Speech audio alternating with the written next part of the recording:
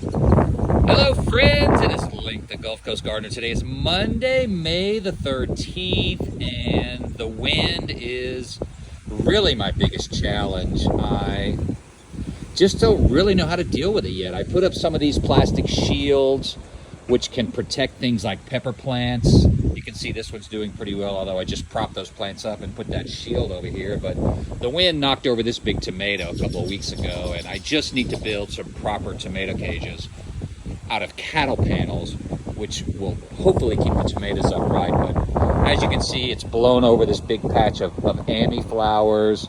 It's kind of shredding my peppers over there. I don't have enough of these shields to protect all of my peppers. Now, I just need to plan better in the future and probably buy some more of those shields and put them up all around these gardens. But the problem is that the wind will blast out of the southeast almost every day, and then today we had a front blow in and the wind's out of the north, and so it's out of a completely different direction. I was up sitting in front of the computer working, because I do have a day job, believe it or not, and then everything down here just gets shredded. Now, lesson learned: do not plant tall plants like these hollyhocks in the raised beds. There's no need for it. Honestly, didn't even know I was planting hollyhocks because I did this flower garden in October, and who knew I was going to have 6, 8, 10-foot tall plants. So next year, or this year, I'm going to clean all this up, and I'm going to put the tall hollyhocks over here. I'll put a little fence around them to keep them from getting blown around. But I've really got to do a better job of planning for the wind. And then if you wander over here in my other raised bed, you can see the wind is just kind of wiping everything out. This will all bounce back. We had some really nice rain too, though, which is nice. But look at these two tomatoes. They're completely blown over. Wind out of the north.